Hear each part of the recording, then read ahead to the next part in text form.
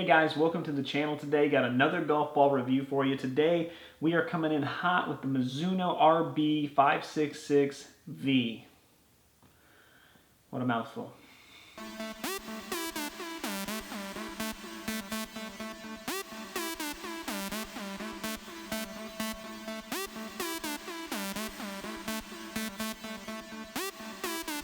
Alright, so this is not the first Mizuno golf ball I have reviewed on my channel. I've actually reviewed the Tour X, and even the regular 566.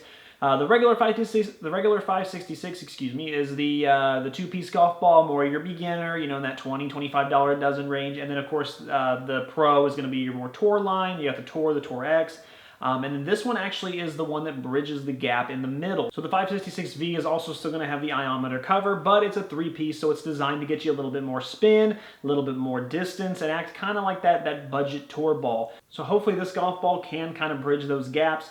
Mizuno is another one of those companies where they're still trying to find their groove with the golf balls. Of course, their clubs are fantastic, but the golf ball, as far as the two-piece, you know, the 566, I was really impressed with, and then the Mizuno Tour I was impressed with, but the X I thought left a lot to be desired. Maybe it just wasn't for me. So hopefully this can kind of bridge that gap, and that way if you are a loyal Mizuno player, you can start all the way from the beginning, and as you get better, work completely up their ball line. All right, so let's talk about the design of the golf ball. You've got that wonderful Mizuno logo there on the front. You got a blue number over the top of it. On the side, the alignment tool is absolutely garbage on these golf balls. I've not been impressed with any of the Mizuno ones as far as their alignment tool.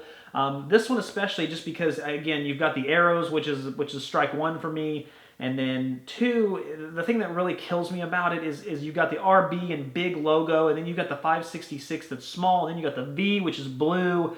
It's all over the place. I mean, as far as I'm concerned, this isn't even an alignment tool. It's more just like, hey, this is what golf ball it is. So it kind of gets like a incomplete, a grade on that, you know. But overall, it still has the dots in the dimples, which honestly I think is a really cool look. This golf ball looks unique. I've always liked that about the 566, the regular one. So continuing that, as you can see, I got the three lines on it there that I put, you know, for my triple track. But honestly, yeah, I mean, it's a good-looking golf ball, and let's see, it claims that all these extra dimples and stuff reduces drag, but we'll see. That's actually why they got its name, the 566, because there's 566 dimples, which is quite a few compared to most golf balls on the market. So when it comes to chipping and putting around the green, this is definitely on the softer side for sure. There's a very faint, firm press there, but it's very faint. You're not going to feel a lot of it. Mizuno claims that it actually is a firmer outer cover, but honestly, I've tested. I just did the cut red review, and I thought it was way firmer, even for a two-piece. So honestly, it's not much there. If you want a soft feeling golf ball, that's this one. It does have a little bit of spring off the club. It does have the bouncy ball effect, just a little bit. Not some of the other ones I've tested. Definitely not as much as the regular 566, but that could be because of the two versus three piece. The ball was able to check up immediately off the green because of its softness, which was awesome. Coming off the putter, it had a lot of action springing to it. It just seemed to find the hole. It just felt really good. A little too soft for what I would usually prefer, but honestly, I think it's going to turn a lot of people on in that regard because most people I meet like the softer feel. So I think Mizuno hit that there. So as far as most people, I think they're going to really enjoy how it feels around the green, and I think they're going to like the response they get as far as the spin also. All right, so let's get into some of these numbers. I mean, already the golf ball feels pretty good, and it interacts around the green pretty good. But this is usually where Mizuno really impresses me, is their numbers. Let's get into that 7-iron. As you can see, 57, 53 on the spin, which is already off to an amazing start because, frankly, I mean, seriously, that's a fantastic number. It's right in the sweet spot. It's right where I would want my spin to be.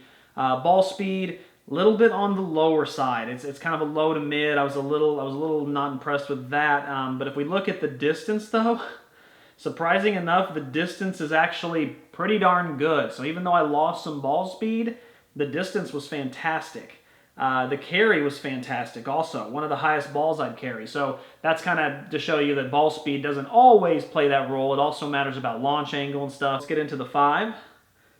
And so we're at 113.9. Again, that's one of the lowest I've tested. The ball speed just doesn't match up to anything that I've really done so far. And then if we look at the distance-wise, it is actually right on par with everything else. It's in that average range, which is pretty good. And then as far as the carry, you're looking at 171.2. So yeah, I mean that's on the lower side for sure. That's low to mid. So off the 5, not as impressive. Let's get into this 3 hybrid. So with the hybrid, everything seems to be pretty average there. I mean, there's nothing that jumps out at me. There's nothing that really red flags me either to think, hey, stay away from this ball. But honestly, I mean, it just kind of blends in with everything at that point. Moving into the driver spin was a little higher, so we'll have to see how the rest of that plays out. Driver speed, pretty average, man. I mean, just pretty average. Everything just seems pretty average. Now, here's where it gets really interesting. The driver distance was phenomenal. So it's kind of the same thing I had with the 7-iron initially. Driving distance was phenomenal. You know, one of the higher ends that I've tested. The carry was definitely one of the higher ends I've tested. And then launch, you know, you're looking at, you know, probably a mid-range, just an average launch. That's super interesting how that ended up. So essentially what we're getting out of this golf ball is we're getting pretty much an average performing golf ball all around. Everything with the spin and the ball speed, everything just seems kind of plain. It seems very average. There wasn't anything that just really jumped out at me. And with these golf balls being in that $29.99 a dozen range, it's going to be a tough sell because there's so many golf balls that are in that range that are going to get more, you know, they're going to get more attention because I can immediately think of, you know, the Strixon Q-Star Tour wipes the floor with this golf ball as far as performance-wise, you know. I remember the TaylorMade Soft Feel and the Tour Response, both are going to wipe this thing away. So it's not a bad golf ball by any means, but based on these numbers, there's just nothing that really blows me away that would make me say, yeah, I'm going to spend my $30 here opposed to there, other than if I just loved Mizuno. And at that point, the Tour is only $35 a dozen, so at that point, you'd be better off just going up $5 and getting the Tour by that point. All right, so maybe it can kind of save itself on some of the maybe on some of the durability tests, and after looking at it, that's not the case at all. This golf ball is absolutely mangled. I mean, you can see the rips and the tears all over. The net tore it up. The golf dot actually remained intact, but I mean, the rest of the cover didn't. You can see it there on the side with the RB. It got messed up there. The logo, there's pieces of the logo that got scratched off.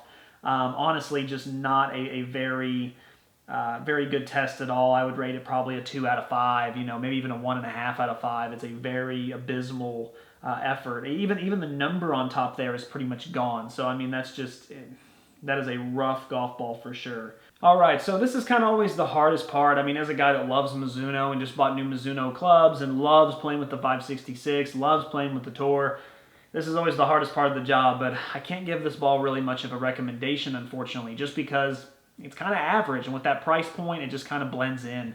If it was at a lower price point, you know, if it was at that 22 to 25, you know, it might have some, you know, sway in there, but at $30 a dozen, I'll be honest with you, there's other golf balls out there that are going to perform better. There's other golf balls out there that are for the same price and even for lower that are gonna, I mean, I'll be honest with you, the last review I did was the Cut Red, and they were $10 a dozen, and even that ball surprised me more than this one would. I mean, maybe that one didn't spin as much, but the durability was phenomenal, and the distance was phenomenal, and it really just surprised me, and it was fun and exciting to play.